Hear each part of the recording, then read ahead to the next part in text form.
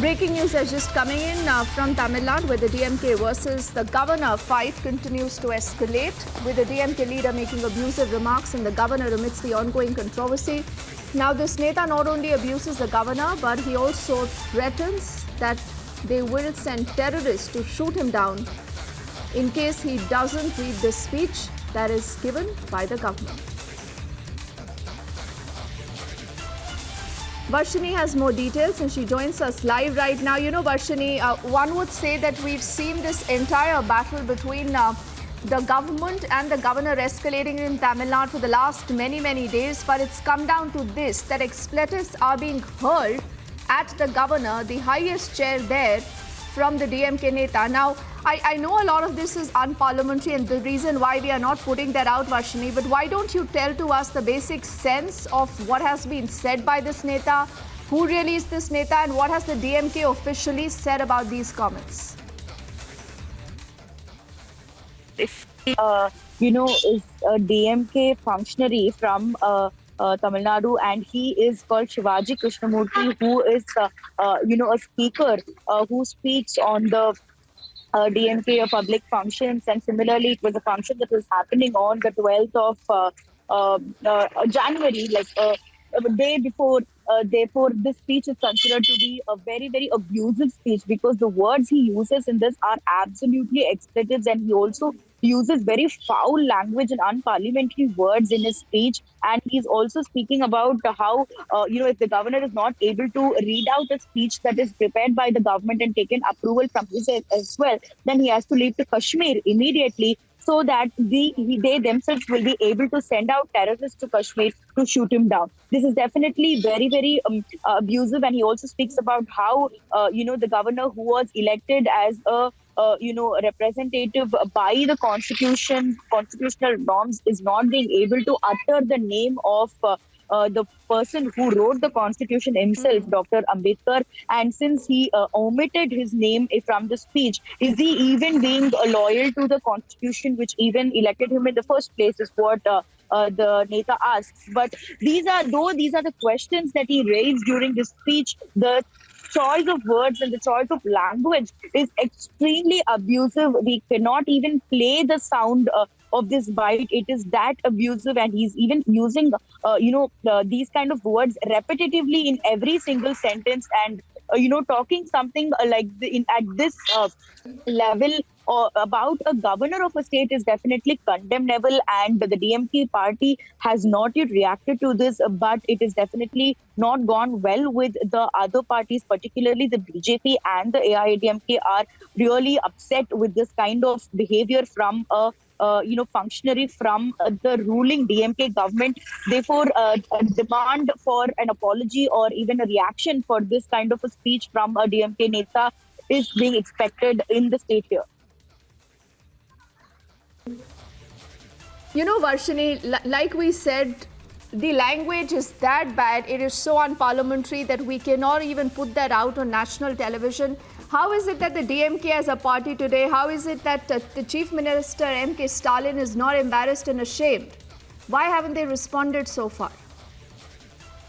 Well, if you see, there has been many instances in the recent past where, there have been ministers, MLAs, important leaders from the DMK party have been, using a public event stage to shout out remarks that too sometimes very abusive remarks of their opponents, particularly be it the opposition party or the governor or the BJP and so on. But the DMK government has never really come out and spoken about it. In fact, interestingly, the chief minister during one of the party meetings even mentioned about how he's having nightmares and sleepless nights just because he's scared about what his ministers will go out and speak the next day in public events. Therefore, this has been a recurring thing that is happening within the party itself. A lot of DMK leaders are taking use of these kind of public stages to get applause from the crowd in that particular moment, and they are exploiting the stage, and they are using abusive language to shout out at their opponent. And that is what is exactly happened yesterday as well in this particular event, where this DMK Neta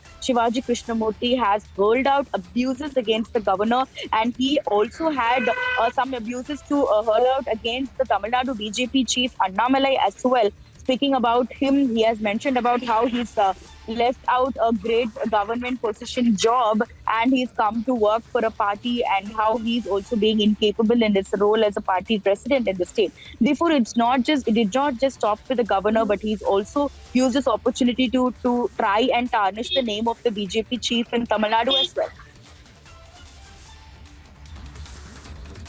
Okay, Varshini, why don't you stay with us? We are told that ADMK's Kovai Satyan joining us on the phone line right now. Mr. Satyan, good evening, sir. How would you respond to what this DMK Neta actually has said? Loose cannon, I would say, is an understatement, because he goes on to use a language that is crass, full of abuses. He hurls them at the governor, and he's even issuing a death threat. Now, what will you, as the ADMK, do? We strongly condemn this language and behavior. But this is not new to Tamil Nadu and Tamil people. This shows the level of respect DMK has on their leader Stalin, and as Stalin as a CM. Even his own party members doesn't care what he says.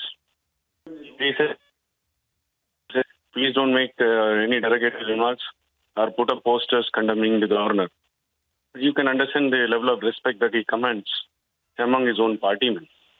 Making derogatory remarks, passing against women in open forum, and taking law into their own hands, and not going by the books, is their culture. They're in the blood for the last 5 decades. And everybody in Tamil Nadu knows it. And now making derogatory remarks on a constitution authority shows this their true culture and true color. And we strongly condemn it. And you certainly cannot expect Stalin to take action on this. I would say that we must not normalize such an abuse. We must never normalize such an abuse. This is democracy. Every chair has its own importance. Why is it you believe that MK Stalin, the chief minister, and no one yet from the DMK has spoken up and said anything against this Neta? What will you, as the opposition party, do? We will definitely take this up in the right forum. We abide by the law of the land. Our leader will definitely take this up at the appropriate forum and will demand action. But having Stalin, who is also the head of home, you certainly can't expect any concrete actions from his end. That's what is happening in Tamil Nadu right now. Police is made as the puppet in the hands of Stalin, and they are only using police force for vendetta politics. Law and order is in shambles. It's in shambles in Tamil Nadu. We will not leave it. We will definitely take it up with the appropriate forum and authorities. We will definitely demand action. Okay, you do insist that the ADMK would want MK Stalin to break his silence, to act against this man, and you said in case that does not happen, the ADMK would be taking up this case. You will be pursuing it. For the moment, Kovai Satyan, thank you for speaking to us on Republic. Let's see if we still have Varshini with us, and we can go back to her for a quick question. Varshini, what Kovai Satyan said is, many would say, partly true. Because, over the last few months, you have seen a string of these abuses, bad behavior, to even charges of molestation that have been leveled on different netas, functionaries of the DMK. But how has the DMK responded? Silence. Abject silence, Varshini. Absolutely, yes, that is exactly the scenario that's happening in the state. Be it the recent, lady police harassment issue that Republic even took it and tried to make sure that DMK is giving out an apology, but still it was silent. And again, be it the Pudukkottai incident, the many incidents in the recent past, be it the DMK leaders or their functionaries, anybody who is coming out in the public and using abusive language, verbally or physically abusing a lot of people, but it has never been spoken about. Recently, only in the state assembly a couple days back, did the chief minister... Varshini, I'm just going to come back to you. Apologies, I'm just cutting you short. Karai Selvaraj of the MDMK is also with us. Karai Selvaraj, how would you respond to these, crass language, this crass abuse, this filthy language that we've heard from this DMK Neta, who's not just abusing the highest chair there of the governor, he's also issuing him a death threat. You know, the governor of Tamil Nadu, Mr. R. Ravi, has abused Tamil Nadu people's mind and their heart of the language and Tamil Nadu. It's unwanted statement given by the governor. It is not his job, actually. He's the head of the state. He has to get along with the government and he has to speak whatever So you're justifying this abuse? Yes. Karai Selvaraj, my question, sir, is not about what the governor has said and done. You know, you're the ally of the ruling DMK there. Now, the DMK has approached the president's office. You've escalated this entire issue. We've seen a showdown almost every day. But tell me something. Why would you resort to abuse? Why? You're justifying that language that this DMK Neta has used. No, the DMK Neta, whatever he said, I don't know who has given this statement, a wrong statement about R. Ravi. Maybe if it is not democratic way or something, we are not for it. If he has used any unwanted words, and that has to be taken back. His name is Shivaji Krishnamurthy. Mr. Selvaraj, only for your information, this Neta is called Shivaji Krishnamurthy. He's abusing the governor. He also says that the governor should go to Kashmir if he cannot read a speech given by the government. And he says if he does not comply, listen to this, Selvaraj, he says we will send terrorists to shoot him down. No, Shivaji That's what he says. Shivaji Krishnamurthy is not the spokesperson of DMK, to my knowledge. He is the one of the speakers, that's all.